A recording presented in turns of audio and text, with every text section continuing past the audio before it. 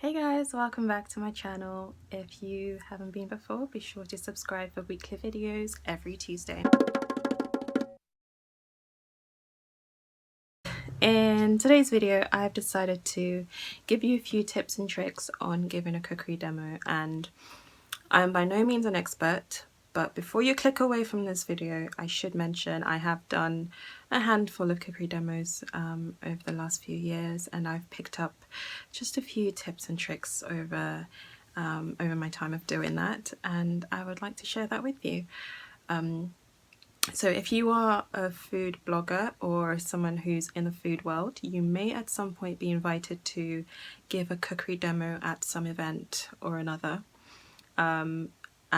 For me, I gave my first ever cookery demo in 2000 and I want to say 14 or 15. I can't, oh my gosh, I'm so bad with dates, I can't even remember, but it was at London Veg Fest, and I have since done a cookery demo there every year. And I did another one at Brighton Veg Fest recently, and I'm about to do another one at the end of May at Bristol Veg Fest, which I'm really excited about. So as I say, if you're in the food world, you may be invited to give a cookery demo. Before you shy away from it, or you kind of you turn it down, I would say definitely think carefully about it, because I do understand how nerve-wracking it could be. I was definitely extremely nervous the first time I ever did it, but it is such a great experience. It really does, especially if you have issues with public speaking, it's a really great way of getting out of your comfort zone, of really challenging and pushing yourself. Not to mention that it is a wonderful way of reaching a new audience and introducing them to your food and to what you do. Oh, and if you go onto my website, vegannigerian.com, you'll find a lot of traditional Nigerian recipes on there. So here are some of my tips for giving a cookery demo. Now, before the event, make sure you prepare. And what I mean by prepare is make sure you are able to source all the ingredients and equipment that you will need to give the demo successfully. You will need to check with the venue to see what they have. For me, in the past, I've needed things like blenders, food processors, things as simple as graters even. And I've, sort of found out through the venue that they don't have that all, ready for me. And so I have to bring my own along. So make sure that whatever you're cooking, you know exactly all the equipment you'll need. Make sure you write it all down. Make sure you either have it on hand or the venue has it ready for you when you get there. And also a tip I have, if you are doing a cookery demo for the very first time, is to do a dish that you are familiar with. Something you can do with your eyes closed. Honestly, it will put you at ease so much. The first ever cookery demo I did, I made jollof rice, and that was a very strategic thing to do, because I've been cooking jollof rice since I was like 10. It was like one of the first ever dishes I ever learned to make, and so I could just do it with my eyes closed. And so I knew that I wouldn't sort of struggle too much with, putting the dish together. So yeah, if you can, if they haven't given you a brief and you have the choice to pick whatever it is you're going to make, be sure to pick something that you are comfortable and familiar with for the first time.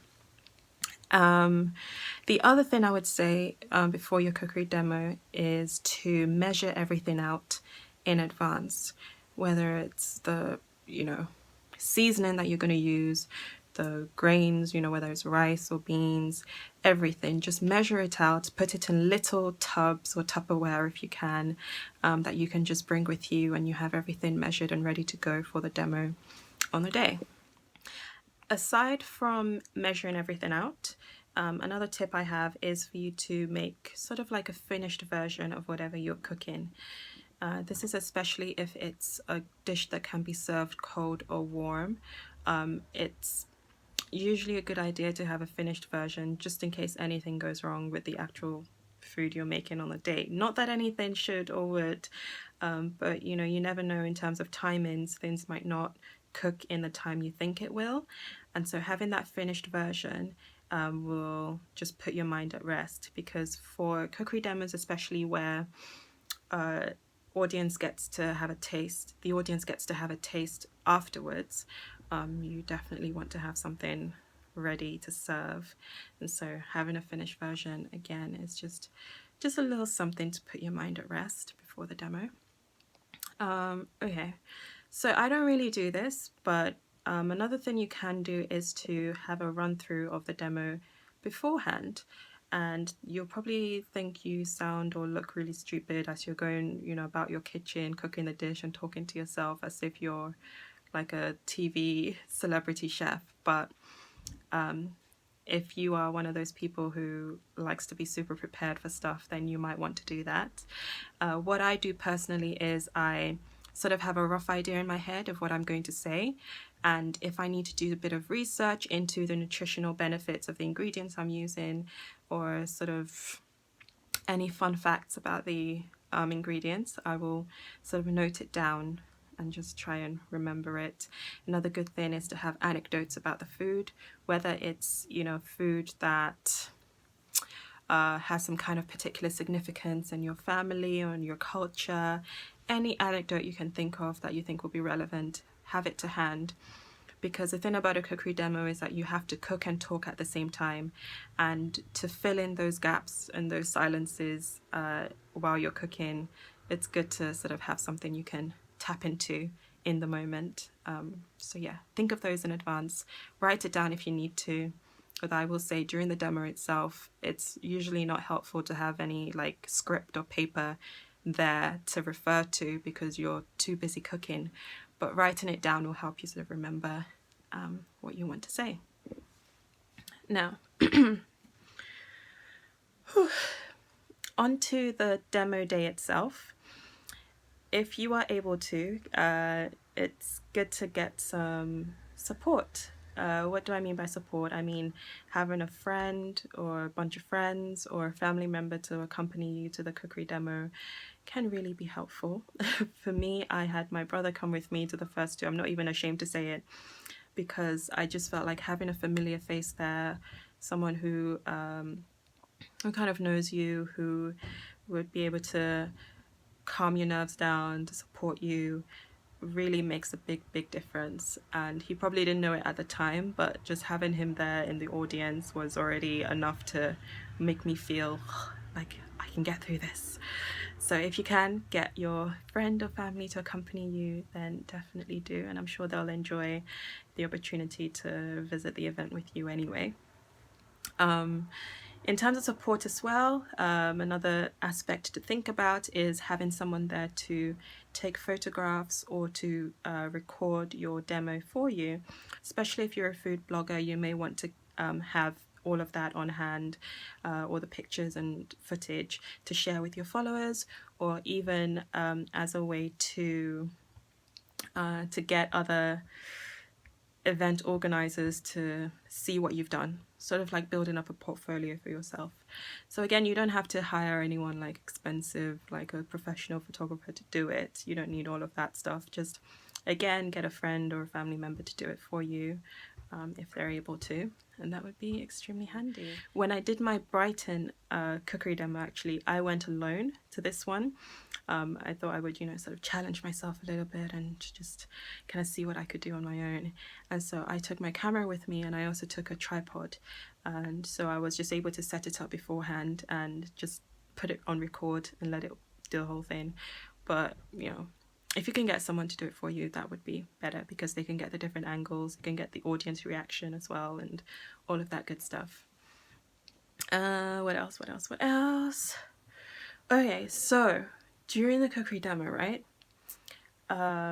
If you can involve the audience, do so. And you will see that doing that will automatically just put you at ease. And it's hard to describe, but there's something about taking the attention away from yourself and putting it back on the audience that really kind of makes it flow a lot better, makes it more interactive. And so you can do things like ask the audience questions like, have you ever cooked with this before, or in what ways have you used this ingredient in your cooking, etc. And then also invite the audience to ask you questions. So I know like for me, I think I had a demo once where I was frying plantain and it was just taking forever for it to brown on both sides. And so it was just that like really awkward moment of, all right, what do I say right now? How do I fill in this gap while I'm waiting for the food to cook? And so I just asked the audience to, you know, throw any questions at me that they had so far. And that's the other thing, like, don't wait until the end of the demo to invite the questions. You can do it in between as well. It works, trust me. What else? What else? What else? This one is just like a really minor point, but something that I've noticed. If you are cooking anything that requires heat, or if you're frying or boiling anything, one second.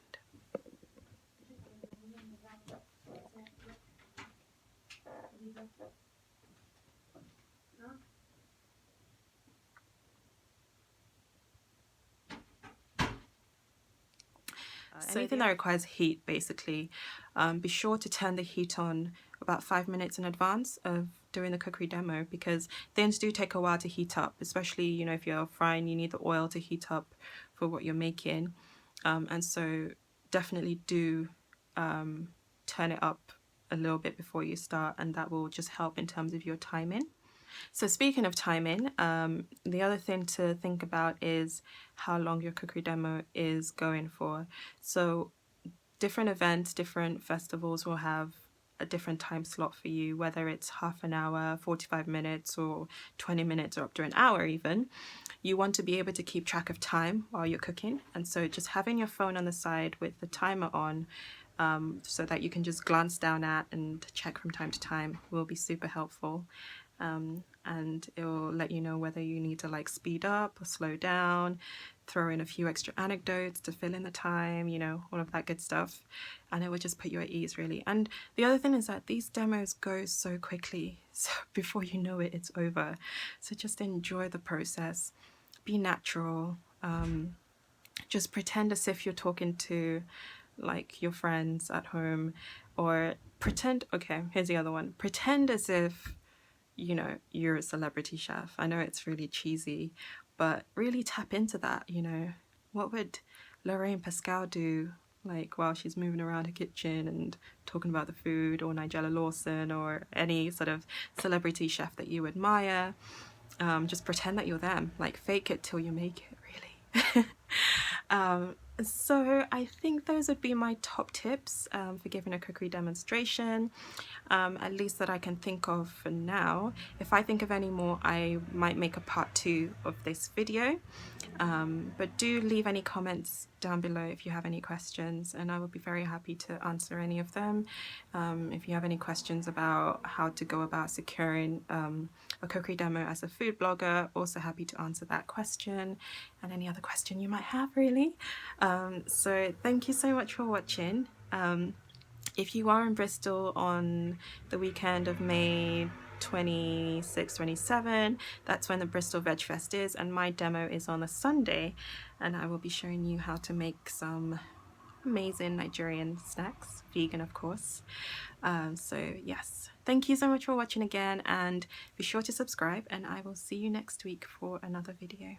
Bye. And I'm really passionate about it. I could talk about Nigerian cuisine for days, and I'm just going to finish that off with some crushed chili peppers.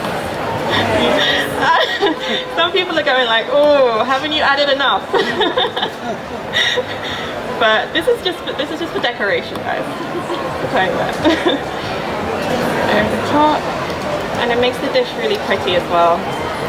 So I'm going to leave some for you guys to try, and I've left my cards sort of scattered around as well. So if you want to visit my website, or if you're on Instagram, I'm really big into Instagram at Vegan Nigerian, then definitely follow me on there as well. Otherwise, thank you so much for listening, and thanks for coming.